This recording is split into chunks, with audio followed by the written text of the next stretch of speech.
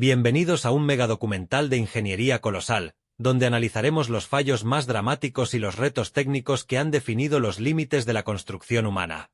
Existen estructuras que, aunque imponentes, esconden errores matemáticos invisibles a simple vista hasta que es demasiado tarde. Vuestro apoyo es muy importante para nosotros, así que no olvides suscribirte y activar la campanita al principio de este viaje técnico. Empezamos en el subsuelo de Moscú, un lugar que se ganó el apodo del túnel de la muerte. Esta es la forencia técnica detrás del fallo de cálculo del túnel de Lefortovo. En la historia de la carrera espacial, existe un titán de metal cuya sombra es tan vasta como su trágico fracaso. El cohete N-1, la respuesta de la Unión Soviética al Saturno V de la NASA, no fue solo una máquina de transporte orbital, fue la pieza de ingeniería más compleja, ambiciosa y, a la postre, catastrófica jamás concebida por la oficina de diseño de Sergei Korolev. Vuestro apoyo es muy importante para nosotros, así que no olvides suscribirte y activar la campanita al principio de este documental para desglosar, tornillo a tornillo, la mecánica de fluidos, la metalurgia de alta presión y los errores de cálculo sistémico que provocaron la mayor explosión no nuclear en la historia de la humanidad. Para entender el N-1, debemos entender el contexto de su nacimiento. En los años 60, la URSS dominaba el espacio, pero carecía de un motor de cámara única con el empuje necesario para escapar de la gravedad terrestre con una carga lunar. Mientras Estados Unidos invertía miles de millones en el motor F-1, una bestia de cámara simple, los soviéticos se enfrentaban a un muro metalúrgico. Sus motores grandes estallaban debido a inestabilidades de combustión de alta frecuencia. La solución de la oficina OKB-1 fue una apuesta de fuerza bruta coordinada. En lugar de pocos motores grandes, utilizarían una colmena de 30 motores pequeños pero ultraeficientes. Esta decisión técnica, nacida de la necesidad, fue el origen de su gloria y de su perdición. El dilema del empuje. ¿Por qué 30 motores? El diseño del N-1 se alejó de toda lógica convencional por una limitación técnica insalvable. Los ingenieros rusos, liderados por el genio Nikolai Kuznetsov, desarrollaron el motor NK-15. Era una maravilla. Utilizaba un ciclo de combustión por etapas ricas en oxígeno, lo que significaba que los gases de escape de la turbina se quemaban de nuevo en la cámara principal, aprovechando cada julio de energía. Sin embargo, fabricar un motor de este tipo a gran escala era imposible con la tecnología de soldadura de la época. Las cámaras de combustión de gran diámetro sufrían de ondas de choque acústicas que convertían el motor en una granada de fragmentación en milisegundos. Al optar por 30 motores NK-15 en la primera etapa, bloque A, los ingenieros crearon un sistema de una complejidad estadística aterradora. Para que el cohete no girara sobre su eje o se desviara de la trayectoria, los 30 motores debían funcionar en una armonía casi absoluta. La fontanería necesaria para alimentar estos motores era un laberinto de miles de metros de tuberías de acero inoxidable y titanio, todas vibrando a frecuencias distintas. Vuestro apoyo es muy importante para nosotros. Gracias por formar parte de esta comunidad a mitad de este análisis técnico profundo sobre la sincronización de fluidos. Si te apasiona la propulsión química, dale a like y activa la campanita ahora mismo para que sigamos explorando los límites del ingenio humano. El sistema CORD, el cerebro analógico.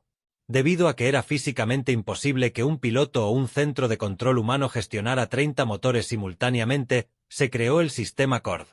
Este era un ordenador de control de vuelo diseñado para ser el juez y verdugo de cada motor. Su lógica era simple pero implacable. Si los sensores detectaban que la presión en la turbobomba del motor número 5 caía por debajo de un umbral crítico, el CORD debía apagarlo inmediatamente.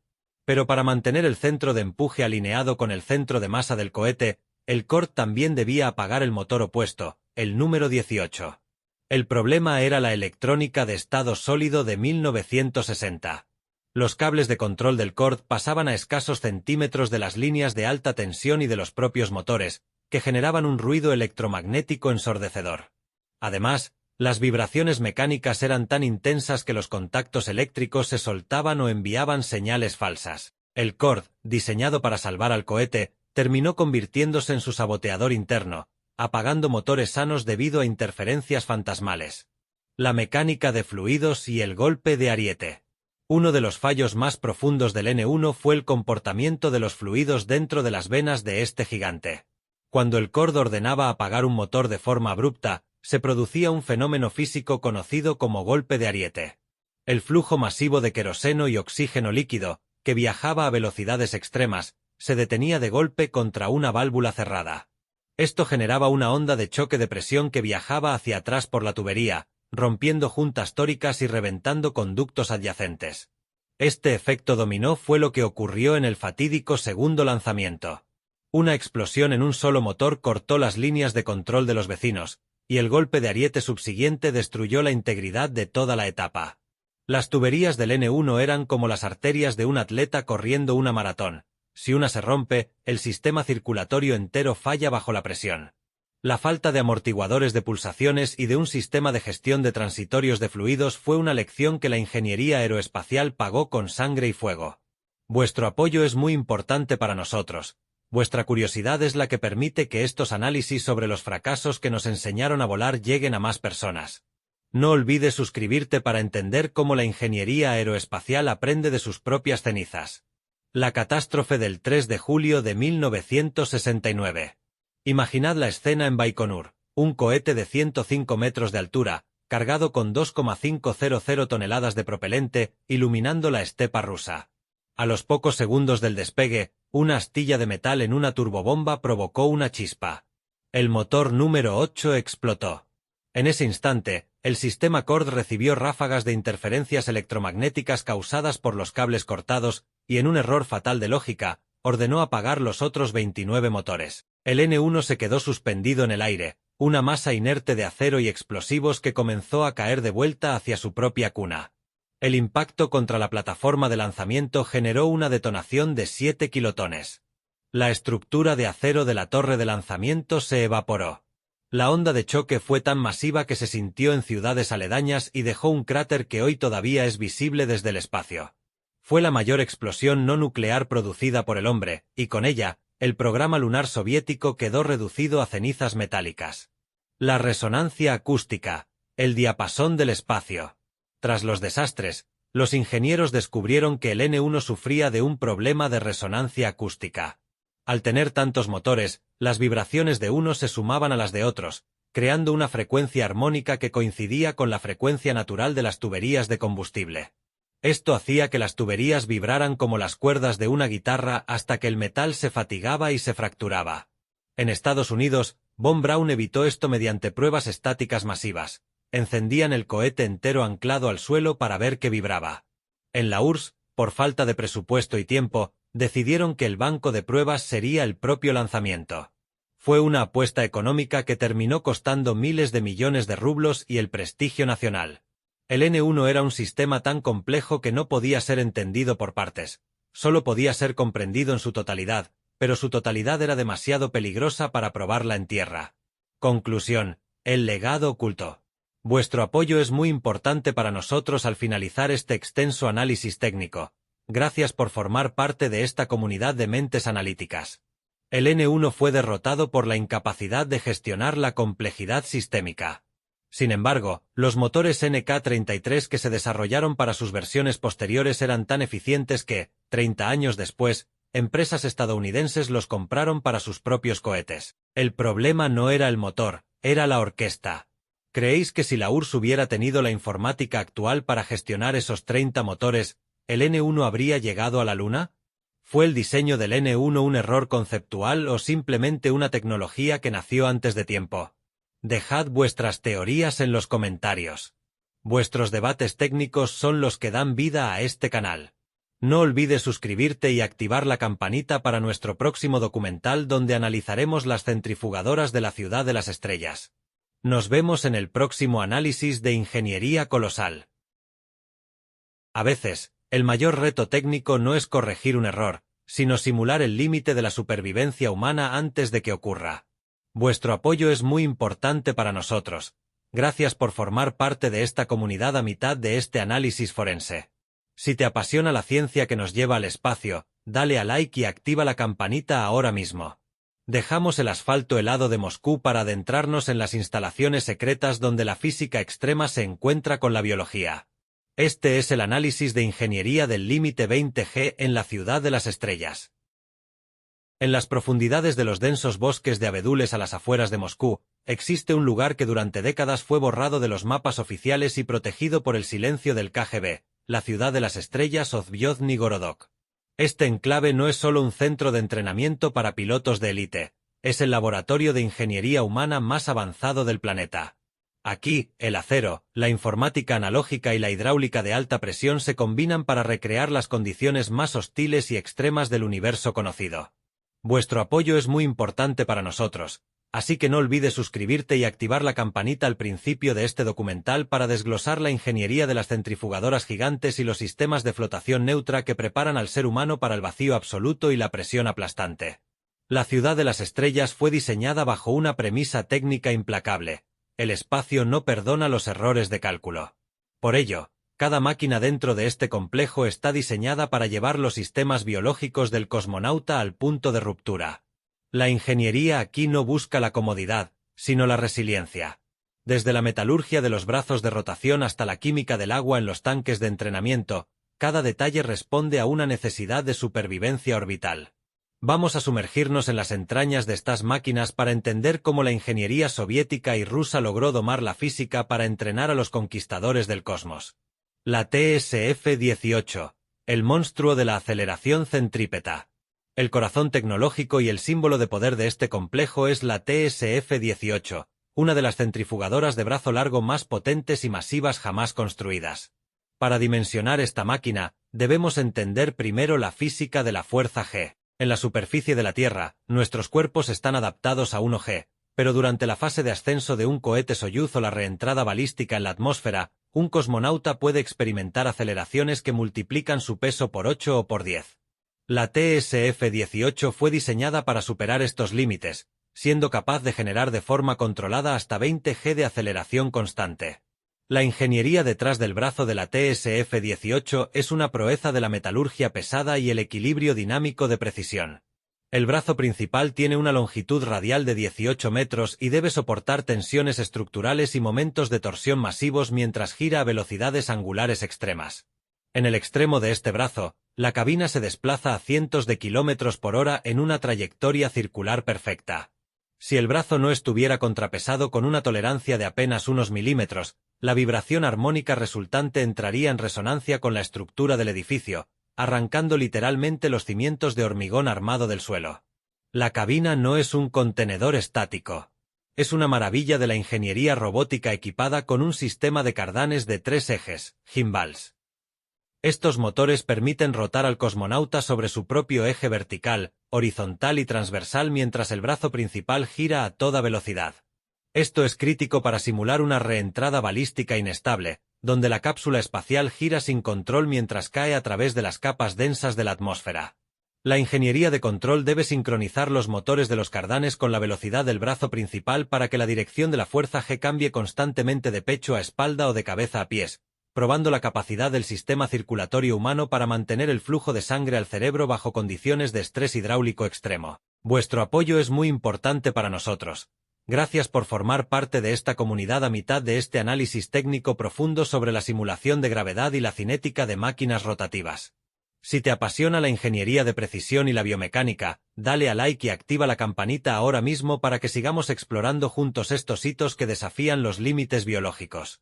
Hidráulica de potencia y telemetría médica. Para mover una estructura que pesa cientos de toneladas y llevarla de 0 a 15 G en cuestión de segundos, la ciudad de las estrellas utiliza una planta de potencia eléctrica independiente y motores de corriente continua de par masivo, acoplados a sistemas de transmisión hidráulica.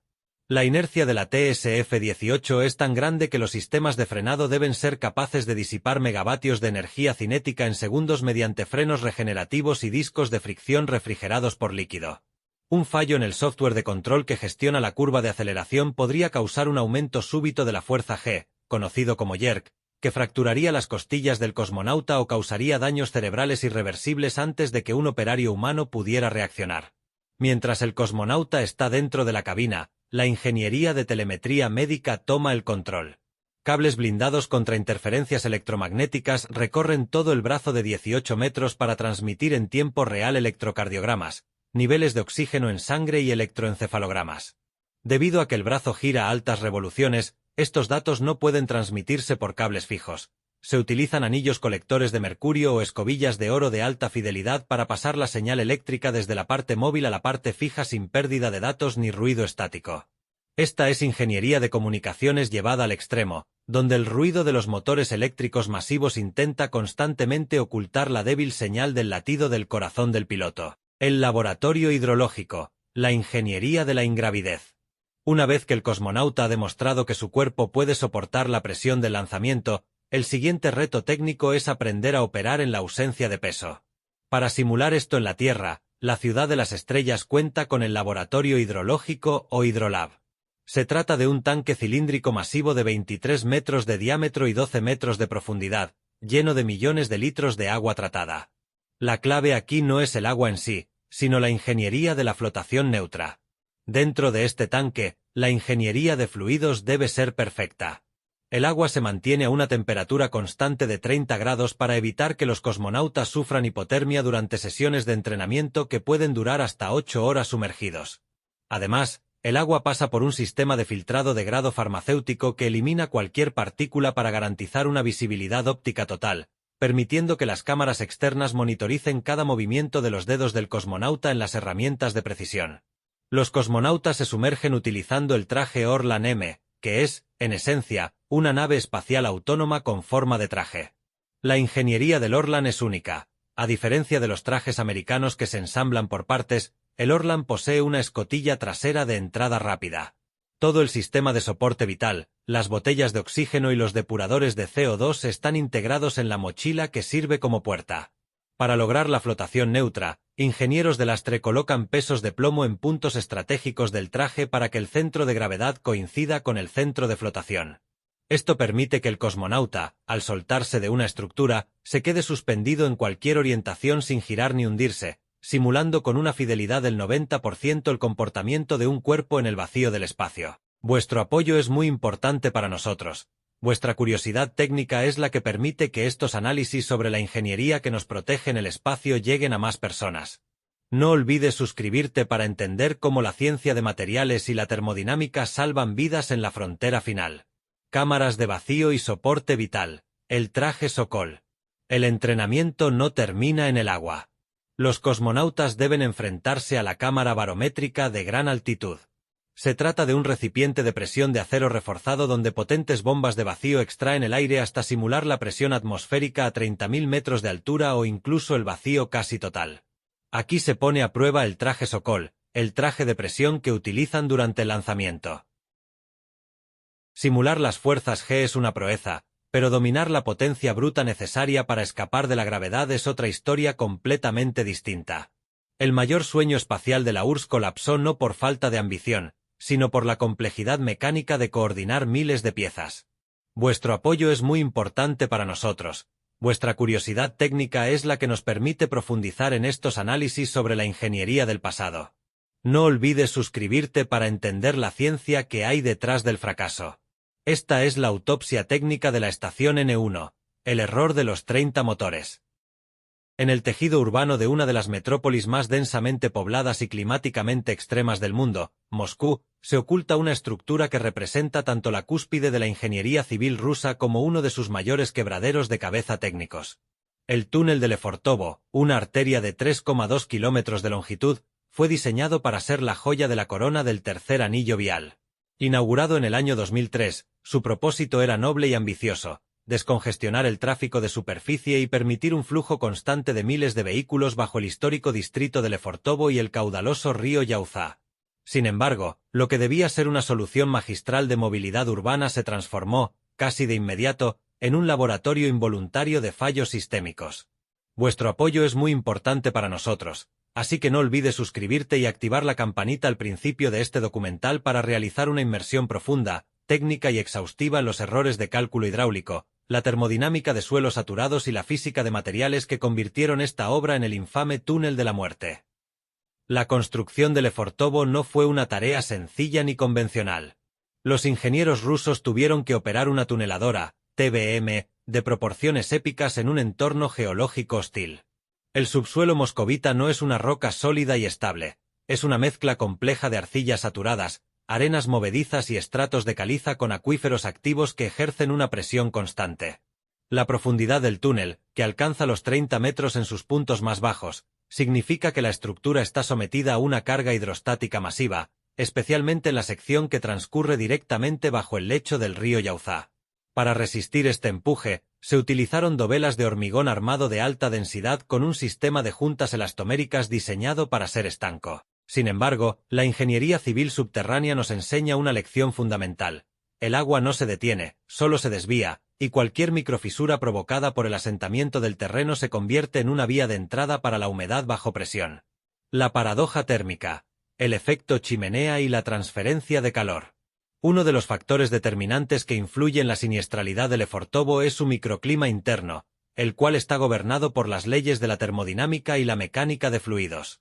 Al ser un túnel de gran profundidad y longitud, actúa como un gigantesco intercambiador de calor entre la corteza terrestre y la atmósfera.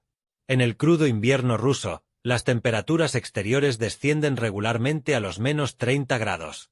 Aquí entra en juego el efecto chimenea, debido a la diferencia de presión y temperatura entre las bocas del túnel, entrada y salida, y su sección central profunda, se genera una corriente de aire gélido que es succionada hacia el interior con una fuerza sorprendente. Este flujo de aire no solo transporta frío, sino que altera drásticamente la humedad relativa de la infraestructura. Vuestro apoyo es muy importante para nosotros. Gracias por formar parte de esta comunidad a mitad de este análisis técnico exhaustivo sobre la termodinámica de infraestructuras críticas. Si te apasiona la física de fluidos, la transferencia de calor y la ingeniería civil de gran escala, dale a like y activa la campanita ahora mismo para que sigamos analizando juntos estos retos monumentales que definen nuestras ciudades. El problema crítico surge cuando este aire gélido entra en contacto con las filtraciones microscópicas de agua subterránea. Aunque las paredes del túnel puedan parecer secas al ojo inexperto, existe una exudación constante de humedad a través de los poros del hormigón y las juntas de las dovelas. En la mayoría de los túneles del mundo, esta humedad simplemente se evaporaría o se drenaría de forma inofensiva. Pero en Lefortovo, la combinación de una ventilación forzada que no fue calibrada para inviernos extremos y la entrada masiva de aire polar crea el escenario perfecto para la formación de hielo negro. Este fenómeno es el terror de la ingeniería vial, una película de hielo tan transparente y delgada que no altera la apariencia del asfalto, pero que reduce el coeficiente de fricción, barra inversa mu, de un valor seguro de 8 segundos a menos de 12,5. A nivel molecular, el neumático deja de interactuar con los áridos del asfalto y comienza a flotar sobre una película de agua líquida generada por la propia presión y el calor de fricción del vehículo, un proceso conocido como fusión por presión que anula cualquier capacidad de frenado o giro. Hidrodinámica de pavimentos. El error crítico del drenaje superficial. El diseño técnico de cualquier túnel moderno exige que el pavimento tenga una inclinación transversal específica, conocida como bombeo, para dirigir los líquidos, agua, aceites, condensación hacia las cunetas y colectores laterales. En el caso de Lefortovo, los ingenieros optaron por un diseño de calzada que, aunque cumplía con las normativas teóricas, falló estrepitosamente en la práctica operativa. No se tuvo en cuenta la velocidad de sedimentación de los residuos urbanos. Con el paso del tiempo, los restos de caucho de los neumáticos, el hollín del diésel y las sales descongelantes de los vehículos que entran desde el exterior obstruyeron las micro-ranuras del asfalto drenante. Cuando el agua de filtración o el hielo que se derrite por el calor de los gases de escape no pueden penetrar en el asfalto para ser conducidos a las tuberías de drenaje inferiores, se acumulan formando láminas de agua en la superficie. Debido a la compleja geometría de las curvas de Lefortovo, esta acumulación no es uniforme, sino que se concentra en bolsas de agua. Un vehículo que circula a la velocidad permitida de 80 km por hora y entra en una de estas secciones experimenta el fenómeno del aquaplaning. Desde el punto de vista de la hidrodinámica, el dibujo del neumático es incapaz de evacuar el volumen de agua bajo la banda de rodadura, creando una cuña de presión hidráulica que levanta físicamente el vehículo del suelo. En ese microsegundo, el coche deja de ser una máquina controlable por el conductor y se convierte en un proyectil balístico gobernado únicamente por la inercia y la gravedad. Cinemática de la colisión y la geometría vial incorrecta. La sección más infame del túnel de Lefortovo, capturada en miles de horas de grabaciones de seguridad que han dado la vuelta al mundo, es una curva cerrada a la izquierda en la sección profunda. Vamos a analizar la física vectorial aquí. Para que un vehículo de 2 toneladas tome una curva de ese radio a 80 km por hora, el asfalto debe proporcionar una fuerza centrípeta masiva a través de la fricción lateral de los neumáticos. Si el asfalto está lubricado por hielo negro o por agua estancada debido al error de drenaje que hemos desglosado, esa fuerza centrípeta desaparece instantáneamente. Vuestro apoyo es muy importante para nosotros. Vuestra curiosidad técnica es la que nos permite profundizar en estos análisis sobre los fallos de diseño que cuestan vidas y fortunas. No olvides suscribirte para entender la ciencia y la ingeniería que hay detrás de la seguridad vial en infraestructuras complejas. En Lefortovo, el peralte de la curva, la inclinación de la calzada hacia el interior del giro, resultó ser técnicamente insuficiente para compensar la falta de fricción en condiciones climáticas adversas.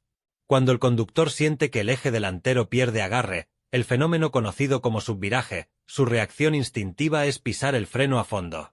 Este es un error fatal de dinámica vehicular. Al bloquear las ruedas en una superficie sin rozamiento, se elimina el efecto giroscópico que mantiene la estabilidad direccional y el vehículo comienza a rotar violentamente sobre su centro de masa. Debido a que las paredes del túnel son de hormigón armado curvo y están situadas a muy poca distancia de los carriles de circulación, los vehículos impactan y rebotan.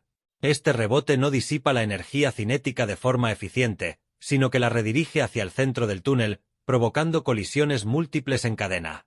La ingeniería moderna sugiere el uso de barreras de deformación programada para absorber estos impactos, pero en el espacio confinado de Lefortovo, la instalación de tales sistemas reduciría el ancho de vía por debajo de los márgenes de seguridad para el paso de camiones de gran tonelaje, creando un callejón sin salida logístico. Ciencia de materiales, corrosión química y degradación estructural. Para intentar mitigar las constantes colisiones, las autoridades de mantenimiento de Moscú recurrieron al uso masivo de reactivos químicos, principalmente cloruros y sales de magnesio.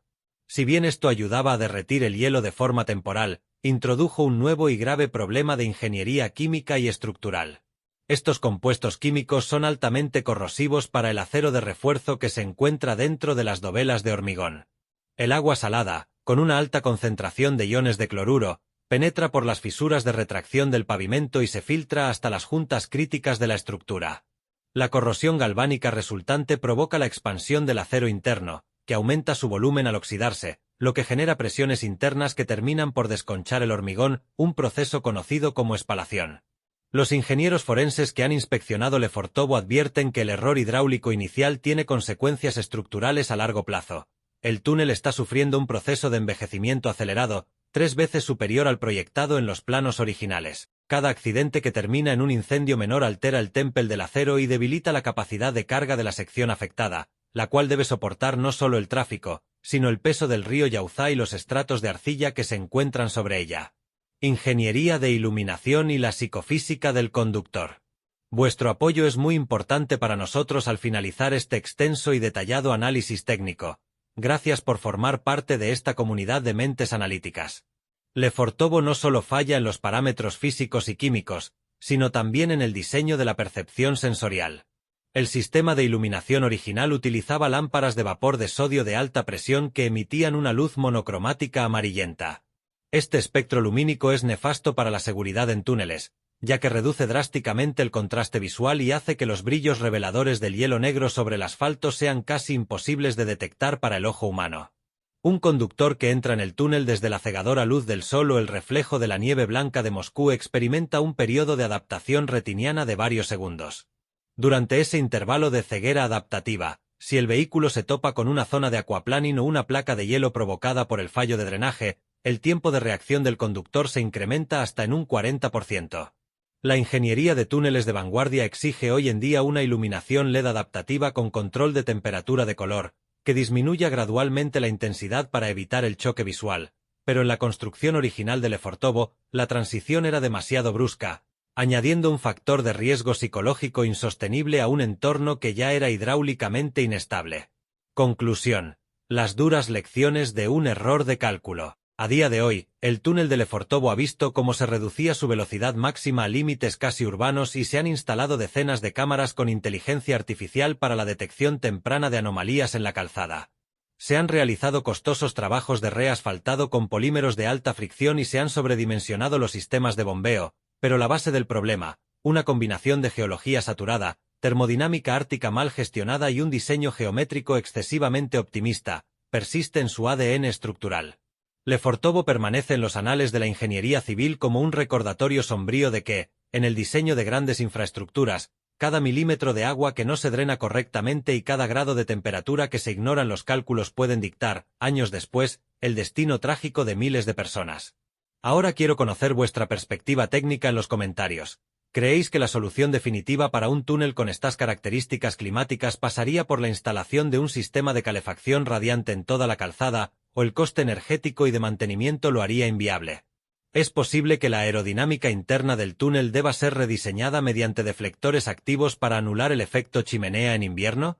Vuestras teorías, cálculos y debates técnicos son los que dan verdadera vida a este canal. No olvides suscribirte y activar la campanita para nuestro próximo documental técnico, donde analizaremos la ingeniería de la presión hidrostática en los cascos de titanio de los submarinos clase Tifón. Nos vemos en el próximo gran análisis de ingeniería colosal. Vuestro apoyo es muy importante para nosotros al finalizar este extenso recorrido por la ingeniería del error y la simulación extrema. Gracias por formar parte de esta comunidad de mentes que buscan comprender la tecnología más allá de lo superficial. Desde el asfalto traicionero de Lefortovo hasta los imanes superconductores de la ciudad de las estrellas y el fracaso de los 30 motores del N1, la ingeniería nos enseña que el camino al éxito está pavimentado con fallos que deben ser analizados.